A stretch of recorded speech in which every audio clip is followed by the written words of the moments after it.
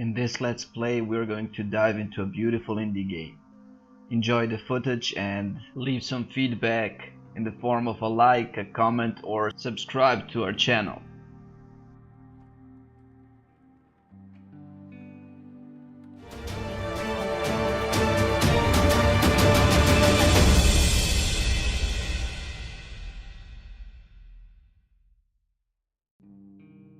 And hello everyone, and welcome to our first Let's Play. The game is called This War of Mine by 11-Bit Studios. It came out in 2014. I got back to it after it received the anniversary update. We're going to make a Let's Play about it since it is one of the gems every gamer should try at least once. This War of Mine shows the horrors of war in a way that we rarely can experience in a game.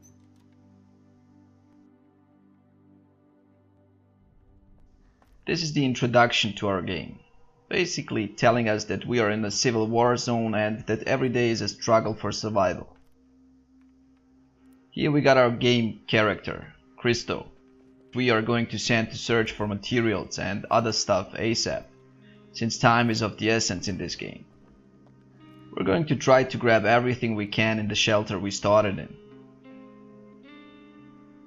This is a nice addition. When I played this back in 2014, children were not playable characters at all. Tell me what's wrong? Everything. I can't go to school and see my friends. I can't go outside to play.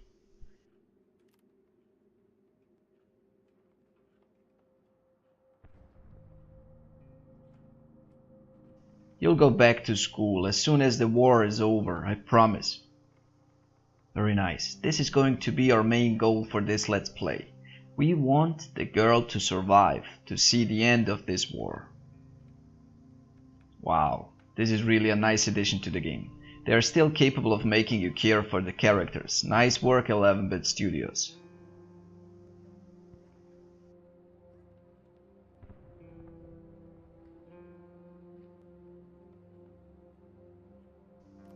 Now back to work. If we want to survive, we need more of everything. I already know that the girl can't do much besides looking for stuff and playing, but she adds immensely to the immersion. Very good. We already got a lockpick, but we are not going to use it because our focus is going to be the crowbar for opening doors and the shovel to clear the rubble first. The lockpicks will come in handy when we don't have anything else for trade. I know I could send Iskra to look for materials as well, but I want her to improve her mood, because if her mood gets worse, she could end up having the status broken, which would lead to her not eating at all or worse. Managing that is not going to be an easy task, since we have only one character that is capable of building stuff and clearing rubble and so on. But for now, let's not jump too far ahead. We're going to see how this Let's Play is going to unfold. Let's focus on other things first. Let's open up this door to get the cupboard. We could need more food for sure. Food is going to be very important in this Let's Play, because our characters will get hungry eventually. That's something new, a broken toy. We're going to take it. We are hauling components and wood for now. Let's follow the girl up and check out this last pile of stuff that we can reach. Because we have to start building the crowbar and the shovel. There we got some components again, water and wood.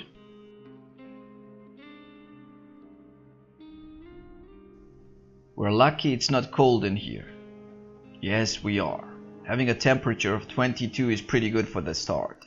No need for an oven at the moment. Let's see what we can already build in our simple workshop. The metal workshop is a priority item if we want to get the crowbar. Placing the items in the game is very important as well, because we want to save up time And we do this by saving up steps our characters have to walk in order to get somewhere.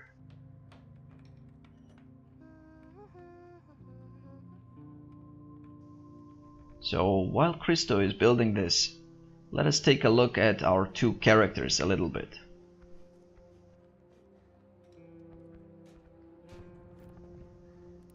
This is Christo's daughter, Iskra.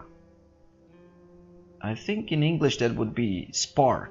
Nah, no extra traits for her, which is good. Here we got Christo, the determined father. Very nice description.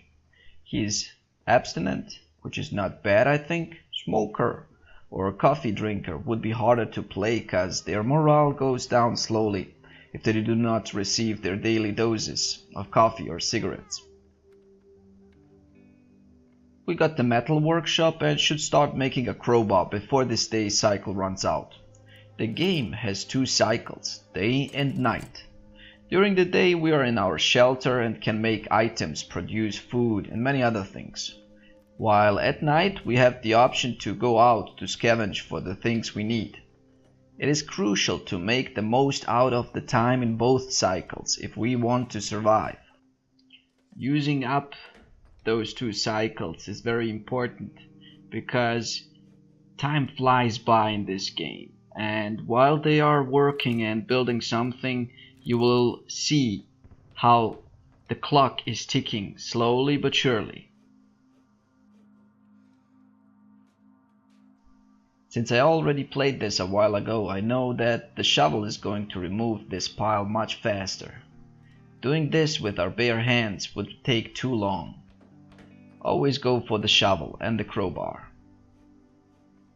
So he's already finishing the shovel. Let's move to the pile and start removing it. We will show an example of how long this is going to take with the bare hands.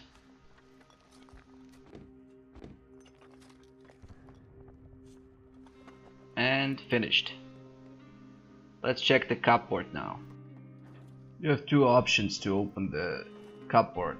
You can use a crowbar like I do, or the lockpicks. It's up to you. There we got some food, which is essential for our own and little Spark's survival. The first day is nearing its end, and we are going to try to clear some more of the shelter. Perhaps we can find something useful before the clock strikes 8 p.m. Like you can see, I'm trying to get as much done as possible in the first day. Let's try to remove this pile of rubble and check out the stuff behind it. Perhaps there is something useful there too. I don't think I can get to the cupboard in time because it's already 7:50.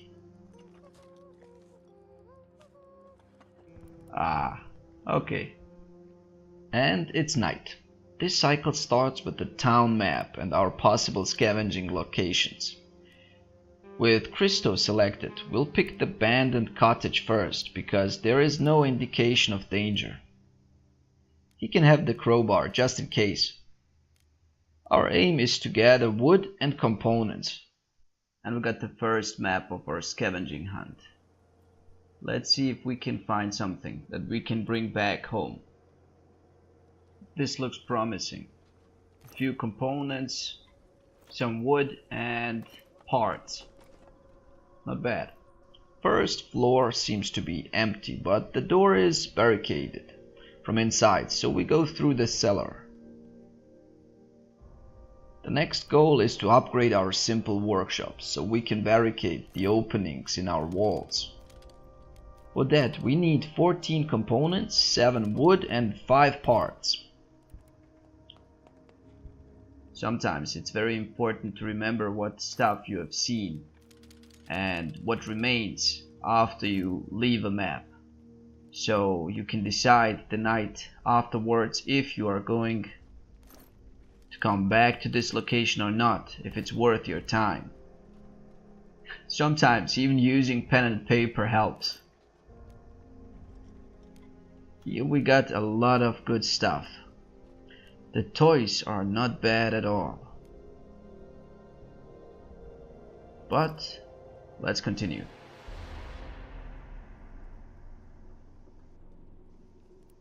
While we are here, let's remove the barricade in case we come back to this location, so we save up time. Sometimes you can see a ring around my character. This ring indicates the noise we are making while doing some actions. If we are in a map with enemies, the noise could give away our position, so it's very important to know about this.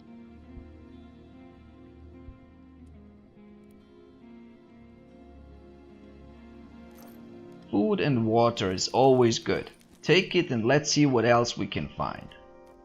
I would love to take the broken toy with me.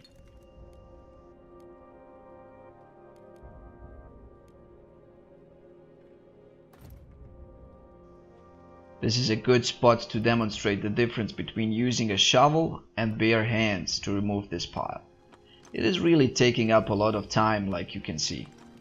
I could have brought it with us, but then we would have less space in our backpack.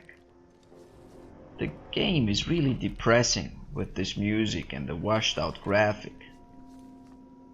Nevertheless, it is transporting the despair pretty nicely. We're going to benefit from this work, one way or the other. If we decide to visit this location again, then we do not need to clear the rubble again. It will stay cleared. And we don't need to bring the shovel.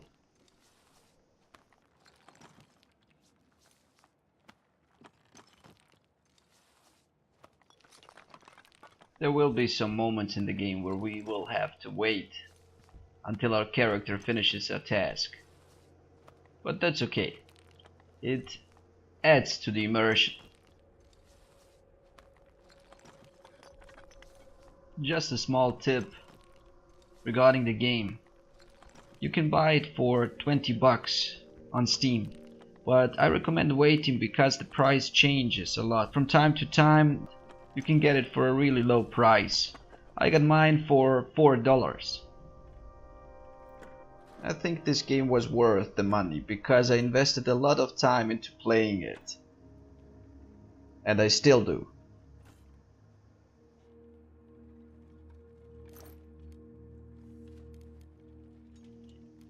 This is some pretty nice loot, but like I said, if we don't focus on the important things, then we are going to regret it later on. Let's go upstairs. I can see the magnifying glass. This is a note. A note that says, on the first day they robbed us. 2 days later they murdered our girls.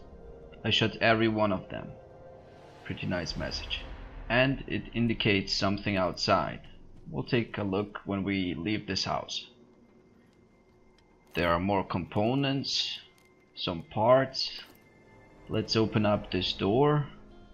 Like I said, if we use the crowbar now, we leave all the openings open for the next visit. Nice. Let's see what's in here. Quality roll-up cigarettes. Let's move on. Medicine, pretty nice. We're going to come back to this place.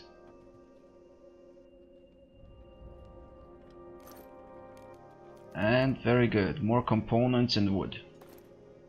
Okay. Let's get back. We have what we need for now. Let's just check the spot mentioned in the note. Pistol. Broken pistol. Okay. And the first spot. Components and wood. Okay, let's move out. And this ends the second cycle. Christo is back.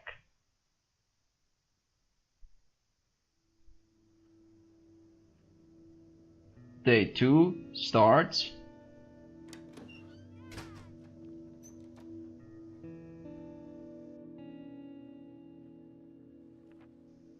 I found plenty of really fine stuff. What a night. Indeed, Very good. Some food, water, components, and wood. The conversations are much better than the first time I played this game. Okay, here we leave you. So one important thing to mention is that we are going to load all the time until we get the same result in order to continue the same story and keep the consistency.